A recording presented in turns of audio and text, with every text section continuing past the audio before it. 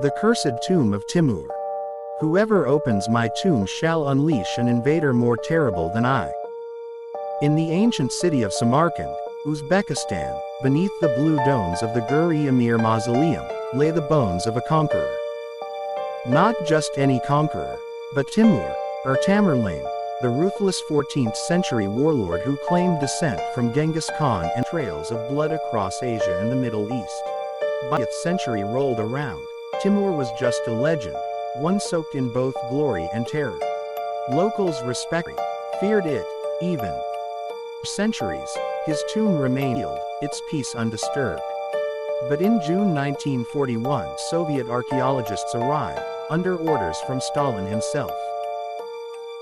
They came not just for history, but for propaganda, to glorify Soviet heritage, to study the remains of past empires. Mikhail Gerasimov, a prominent anthropologist. When they arrived, the elders of Samarkand warned them. "Do not open it," an old man whispered. "There is a curse, it is written." But the Soviets laughed it off. They were scientists, not superstitious peasants. They dismissed the warnings as folklore. Soviet ideology had no room for ghosts or curses. Until they found the inscription carved deep into the tomb, in elegant Arabic script, glowing faintly under torchlight. "Whoever disturbs my tomb shall unleash an invader more terrible than I." A cold silence fell over the team. Some hesitated. But orders were orders. On June 20, 1941, they broke open the tomb. Inside were the remains of Timur himself, just as expected, bones wrapped in silk, lying beneath centuries of dust. Gerasimov began to photograph and measure the skeleton.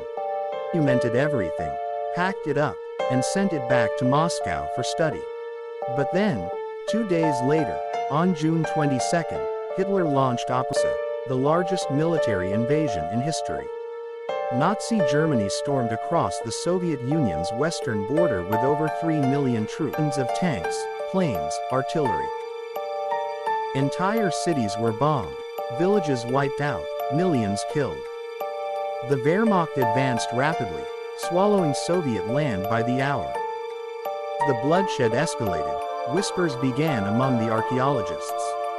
Could it be the curse, coincidence, or fate? The Soviets, though atheistic and rational, began to panic in private. The war was going badly. Stalin was desperate. And someone, somewhere in the Soviet upper remembered the curse. By late 1942, with Nazi forces nearing Stalingrad, the pressure grew unbearable. Silly secretive mission, the Soviet government arranged for Timur's remains to be returned. Gerasimov and the team, the same ones who opened the tomb, were ordered to return Timur to his resting place. In a solemn ceremony, they reburied Timur in his original tomb, this time with full Islamic rites and local prayers, honoring the ancient warlord as he was. Days later, the tide of war turned. The Battle of Stalingrad, one of the bloodiest battles in history, shifted in favor of the Soviets. The Nazi advance stopped. Over the following month, the Red Army began to push the Germans back, all the way to Berlin. Today, many dismiss it as superstition, a strange coincidence. But others aren't so sure.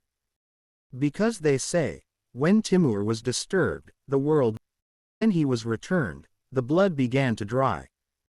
So if you ever find yourself in Samarkand, walking through the blue-tiled halls of the Gur-e-Amir, know this.